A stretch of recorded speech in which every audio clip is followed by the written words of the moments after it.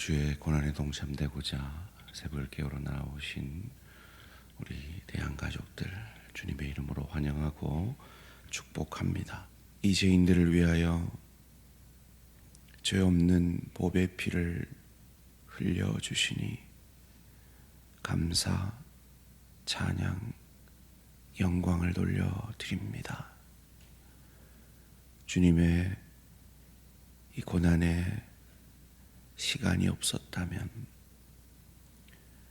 우리는 죄로 말미암은 지옥의 고난을 오롯이 받아야 마땅한 죄인임에도 불구하고 우리의 죄를 성육신으로 세례 받으심으로 시험 대신 당해 주심으로 십자가의 대속의 죽음으로 그리고 우리가 아무것도 할 수 없는 그 안식의 날에 예수께서 친히 그 죽음과 죄와 싸워 이겨 부활하심으로 우리에게 부활의 소망을, 하나님의 자녀가 되는 권세를, 천국의 축복을 허락하여 주시니 감사, 찬양, 영광을 돌려드립니다. 그런 하나님의 자녀된 우리에게 십자가를 지고 나를 따르라, 내 짐은 쉽고 가볍다라고 말씀하시는 주님의 음성을 듣고 오늘도 우리 가정에서 주님이 맡기신 가정의 사역의 십자가, 우리 일터에서 소금과 빗대라고 우리에게 맡기신 일터의 사역의 십자가, 이 거룩한 교회를 섬기는 영광된 직분과 사명을 허락하심으로 우리에게 맡기신 그 십자가를 묵묵히 지고 좁은 길 걸어가는 우리들 되게 하여 주시옵소서. 이를 위하여 오늘도 내가 죽고 내가 부인되어짐으로 예수의 영이신 성령으로 충만하기를 기도합니다. 이 기도를 통하여 내게 상처 주는 그 어떤 사건과 그 누군가에게 나도 그들처럼 총을 겨누는 것이 아니라 무엇을 도와줄까? 예수의 마음을 그 순간에 가질 수 있는 축복을 허락하여 주시옵소서. 이를 위하여 주의 말씀 앞에 겸손히 내 생각, 내 감정, 내 뜻 내려놓고 엎드립니다. 말씀이 육신이 되셔서 우리를 살려내신 그 주님의 은혜가 오늘 이 새벽에 새벽을 깨우는 모든 주의 자녀들에게 임하게 하여 주시옵소서. 감사드리오며 이 모든 말씀 주 예수 그리스도 이름으로 기도합니다. 아멘. 오늘 계신 하나님 말씀 마태복음 26장 69절에서 27장 10절까지 말씀입니다. 마태복음 26장 69절에서 27장 10절까지 말씀 한 절씩 교독하실 때 살아계신 하나님의 음성을 들으시기 바랍니다. 베드로가 바깥들에 앉았더니 한 여종이 나와 이르되 너도 갈릴리 사람 예수와 함께 있었도다 하거늘 베드로가 모든 사람 앞에서 부인하여 이르되 나는 내가 무슨 말을 하는지 알지 못하겠노라 하며 앞문까지 나아가니 다른 여종이 그를 보고 거기 있는 사람들에게 말하되 이 사람은 나사렛 예수와 함께 있었도다 하며 베드로가 맹세하고 또 부인하여 이르되 나는 그 사람을 알지 못하노라 하더라. 조금 후에 곁에 섰던 사람들이 나와 베드로에게 이르되 너도 진실로 그 도당이라 내 말소리가 너를 표명한다 하거늘 그가 저주하며 맹세하여 이르되 나는 그 사람을 알지 못하노라 하니 곧 닭이 울더라. 이에 베드로가 예수의 말씀에 닭 울기 전에 내가 3번 나를 부인하리라 하심이 생각나서 밖에 나가서 심히 통곡하니라. 새벽에 모든 대제사장과 백성의 장로들이 예수를 죽이려고 함께 의논하고 결박하여 끌고 가서 총독 빌라도에게 넘겨주니라. 그때 예수를 판 유다가 그의 정죄됨을 보고 스스로 뉘우쳐 그 은 30을 대제사장들과 장로들에게 도로 갖다 주며 이르되 내가 무죄한 피를 팔고 죄를 범하였도다 하니 그들이 이르되 그것이 우리에게 무슨 상관이냐 내가 당하라 하거늘 유다가 은을 성소에 던져 넣고 물러가서 스스로 목매어 죽은지라. 대제사장들이 그 은을 거두며 이르되 이것은 핏값이라 성전고에 넣어둠이 옳지 않다 하고 의논한 후 이것으로 토기장의 밭을 사서 나그네의 묘지를 삼았으니 그러므로 오늘날까지 그 밭을 피밭이라 일컫느니라. 이에 선지자가 예레미야를 통하여 하신 말씀이 이루어졌나니 일렀으되 그들이 그 가격 매겨진 자 곧 이스라엘 자손 중에서 가격 매긴 자의 가격 곧 은 30을 가지고 함께 읽습니다. 토기장의 밭값으로 주었으니 이는 주께서 내게 명하신 바와 같으니라 하였더라. 아멘. 베드로는 과연 겁쟁이였을까요? 베드로는 과연 겁쟁이였을까요? 라는 제목으로 잠시 말씀을 나누기 원합니다. 우리가 잘 아는 본문이죠. 베드로가 3번이나 예수를 모른다 부인하는 장면이 나옵니다. 그가 이렇게 여종 앞에서 예수를 모른다 부인했던 것은 그가 과연 겁쟁이였기 때문일까요? 때로 우리가 사회에 나가서 전혀 예수를 모르는 것처럼 살 때가, 세상과 타협할 때가 있습니다. 그때도 우리는 베드로처럼 겁쟁이였기 때문일까요? 오늘 본문은 그것이 아니다라고 우리에게 가르쳐 줍니다. 69절 말씀입니다. 베드로가 바깥들에 앉았더니 한 여종이 나와 이르되 너도 갈릴리 사람 예수와 함께 있었도다 하거늘. 지금 베드로의 위치가 어디입니까? 바깥들입니다. 지금 예수님의 위치와 아주 멀리 있는 것이죠. 그때 우리가 잘 알듯이 한 여종이 너도 갈릴리 사람 예수와 함께 있었지라고 묻습니다. 베드로는 부인하죠. 무슨 말 하노? 하면서 부인합니다. 그리고 두 번째 부인할 때 베드로의 위치가 달라집니다. 71절 말씀입니다. 앞문까지 나아가니 다른 여종이 그를 보고 거기 있는 사람들에게 말하되 이 사람은 나사렛 예수와 함께 있었도다 하매. 바깥들에서 예수와 좀 더 가까이 앞문까지 나아갑니다. 겁쟁이라면,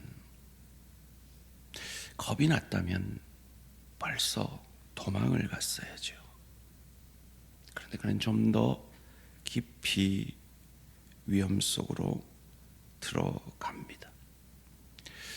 그런 그의 용기와는 달리 조금 더 강하게 예수를 또 부인합니다. 72절 말씀입니다.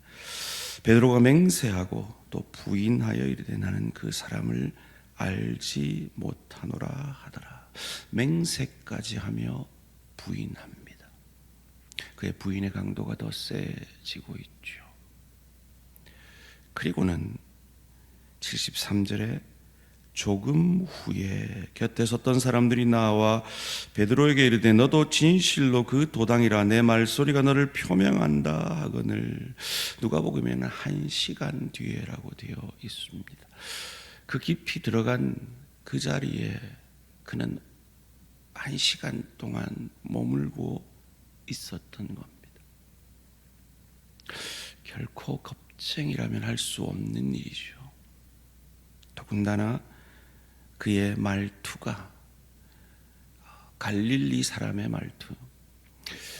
당시에 갈릴리 사람은 회당에서 기도도 시키지 않았다고 합니다. 왜냐하면 그가 기도를 하면 무슨 말인지 못 알아듣는 사람들이 많았기 때문이죠. 이건 참 경상도 사람인 우리들에게 참 와닿는 말씀입니다.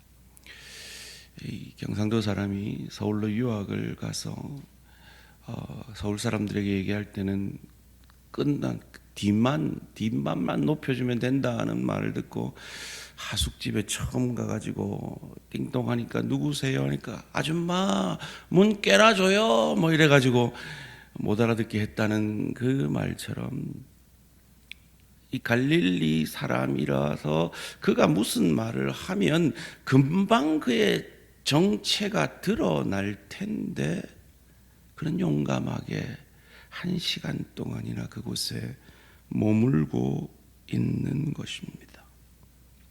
그의 그런 용기와 달리 그의 부인의 강도는 더 세집니다. 74절 말씀입니다. 그가 저주하며 맹세하여 이르되 나는 그 사람을 알지 못하노라 하니 곧 닭이 울더라. 예수님이 닭 울기 전에 네가 나를 3번 부인하리라 한 그 예언의 말씀이 며칠 전에 있었던 예언의 말씀도 아닙니다. 바로 몇 시간 전에 예수님이 하신 말씀입니다. 이걸 기억 못할 리가 없습니다. 베드로가 예수님과 동년배거나 조금 나이가 많았을 것이라고 신학자들이 추측하는 바 그리 건망증이 심했을 나이도 아닙니다. 그럼에도 그는 그 말을 기억함에도 두 번 부인했으면 도망갔어야죠. 아니면 부인을 하지 말든지 맹세까지 했으면 저주까지는 안 갔어야죠. 그런데 무식하게 용감한 이 베드로는 끝까지 이 예언이 성취될 때까지 그곳에 있습니다. 예수님을 저주하면서까지 말이죠. 그리고 성경은 그 사건이 생각났다라고 75절에서 이렇게 말합니다. 이에 베드로가 예수의 말씀에 닭 울기 전에 내가 3번 나를 부인하리라 하심이 생각나서 밖에 나가서 심히 통곡하니라. 잊었다가 생각난 것이 아닐 것입니다. 뼈저리게 생각이 났다, 기억이 났다라는 것일 겁니다. 이 동일한 본문을 기록하고 있는 누가복음 22장 20절에서는 그가 말하는데 닭이 울었다라고 말합니다. 그리고는 주님이 예수를 보셨다라고 기록하고 있습니다. 즉 베드로와 예수님의 눈이 마주친 거죠. 그때 예수님의 눈빛이 어땠을까요? 저와 여러분이 세상 속에서 식사기도조차 못하면서 타협할 때 우리를 바라보는 예수님은 어떠실까요? 내 이익을 위해서 하나님의 뜻이 아닌 줄 알면서도 예수와 함께 한 자라는 그리스도인이라는 정체성으로는 해서는 안 되는 말과 행동을 할 때 우리를 바라보는 예수님의 눈빛은 어떠실까요? 우리가 누군가 내게 상처를 줄 때 하는 그 눈빛일까요?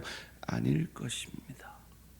저는 이 베드로를 바라보는 예수님의 눈빛은 불쌍히 여기는 눈빛이었을 겁니다. 그것을 어찌 알 수 있습니까?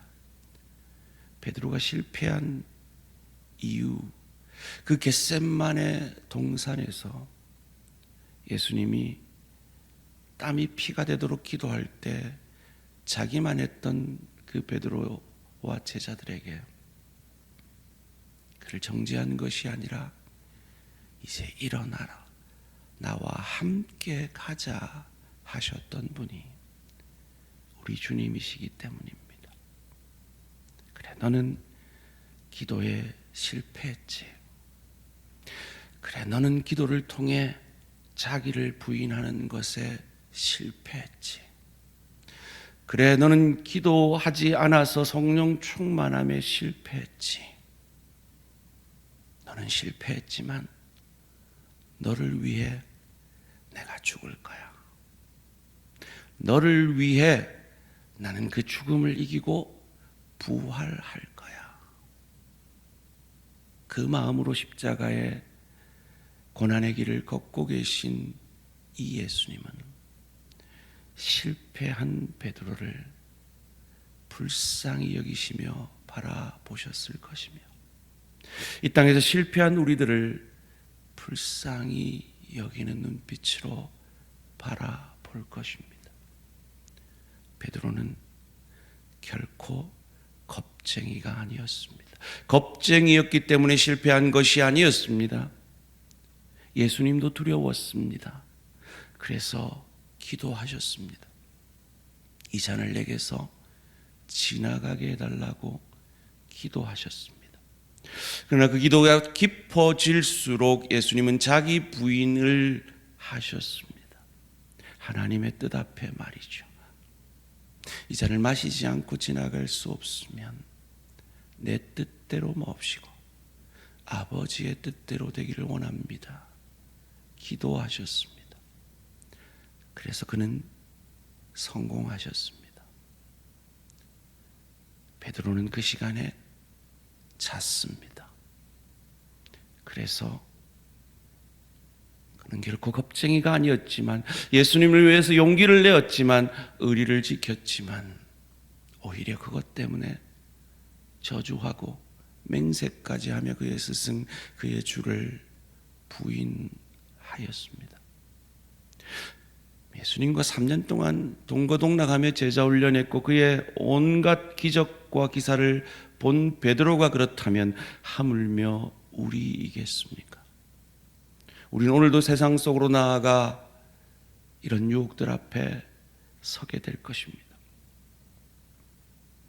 우리도 기도하지 않으면, 우리도 기도를 통해서 자기를 부인하지 않으면, 그래서 성령 충만하지 않으면 우리도 아무리 용기 있게 세상으로 나아갈지라도, 아무리 나는 그리스도인이라는 정체성을 가지고 살고 싶을지라도, 내가 그리스도인이라고 떠벌릴지라도 실패하게 될 것입니다.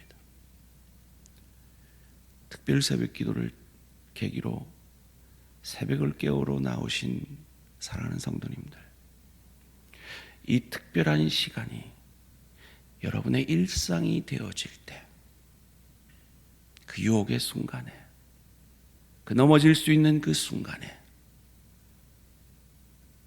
내가 용감하지 않아도, 나는 겁이 많아도 나를 부인하는 기도가 있었던 그 사람은 그 시험을 이길 수 있을 것입니다. 그 자기 부인이라는 것이 무엇일까요? 마치 우리는 자기 부인을 이 베드로의 이 가룟 유다의 그것과 같이 오해합니다. 오늘 보면 3절 말씀입니다. 그때 예수를 판 유다가 그의 정죄됨을 보고 스스로 뉘우쳐 그 은 30을 대제사장들과 장로들에게 도로 갖다 주며, 스스로 뉘우쳐서 자신의 부족을 스스로 책임지는 것이 자기 부인이라 착각합니다. 아닙니다. 성경이 말하는 자기 부인은 그것이 아닙니다. 스스로를 책임지는 것이 아닙니다. 그래서 오늘 본문 5절의 말씀처럼 스스로 목매어 죽는 것이 아닙니다. 나는 스스로를 책임질 수 없기에 예수를 믿고 의지하는 겁니다. 나는 시험에 넘어질 수밖에 없기에 예수님을 믿습니다. 나는 시험을 이길 용기가 없기에 예수의 영이신 성령으로 충만하기를 원합니다. 기도하는 것이 자기 부인입니다. 그래서 오늘도 성령 충만 기도하셨나요? 라는 우리가 새벽마다 아침마다 받는 그 질문은, 오늘도 나는 나를 부인하고 나의 주인이신 예수의 영으로 나를 다스림 받고 있는가, 충만한가의 질문입니다. 그 질문에 답할 때, 기도 가운데 나를 죽일 때, 우리는 세상 가운데 아무리 용기 있어도 우리가 이길 수 없는 그 시험을 이기게 될 것입니다.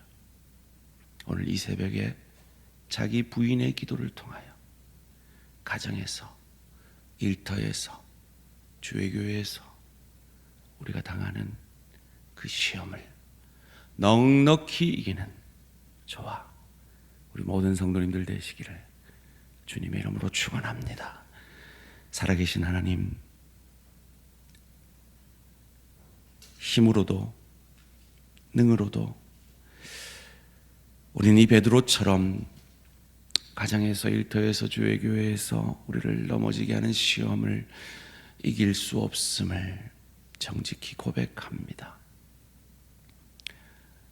그러기에 이 새벽에 나를 부인하며 예수의 영이신 성령의 충만함을 구하는 살아가는 내 지체들에게 성령 충만의 은혜를 더하여 주시옵소서. 그리하여서 세상 속에서 예수를 부인할 만한 그 사람과 사건과 형편 처지 가운데 예수를 인정하는 복된 걸음걸음 걸어갈 수 있도록 은혜 내려 주시옵소서. 살아계신 하나님, 사랑하는 내 지체인 우리 허영근 집사님, 죽음과 치열하게 싸우고 있습니다.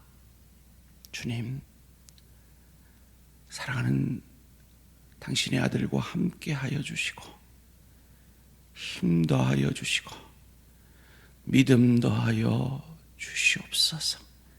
간호하고 있는 우리 권사님, 서옥분 권사님 기억하여 주시고 위로하여 주시고 건강 지켜주시며 천국 소망으로 그 시간들을 잘 견뎌낼 수 있도록 은혜 내려 주시옵소서. 감사드리오며 이 모든 말씀 주 예수 그리스도의 이름으로 기도합니다. 아멘. 하늘에 계신 우리 아버지여, 이름이 거룩히 여김을 받으시오며 나라가 임하시오며 뜻이 하늘에서 이루어진 것 같이 땅에서도 이루어지이다. 오늘 우리에게 일용할 양식을 주시옵고 우리가 우리에게 죄 지은 자를 사하여 준 것 같이 우리 죄를 사하여 주시옵고 우리를 시험에 들게 하지 마시옵고 다만 악에서 구하시옵소서. 나라와 권세와 영광이 아버지께 영원히 있사옵나이다. 아멘. 오늘은 키르기스탄 장성필 선교사님을 위한 기도 제목입니다. 첫 번째로 중앙아시아 복음 확장을 위한 제자 훈련 사역을 위해, 두 번째로 현지 사역자들과 교회 건축 예배 장소 마련을 위해, 세 번째로 선교사님의 가정과 자녀들의 진로와 사명을 위해 중앙아시아 이 목회자들을 대상으로 하는 제자 훈련 사역을 위해, 현지 사역자들과 예배 장소 마련을 위해, 선교사님 가정과 자녀들의 앞길을 위해 키르기스탄 장성필 선교사님을 위해 기도해 주시기 바랍니다. 오늘 하루도 승리하시기 바랍니다.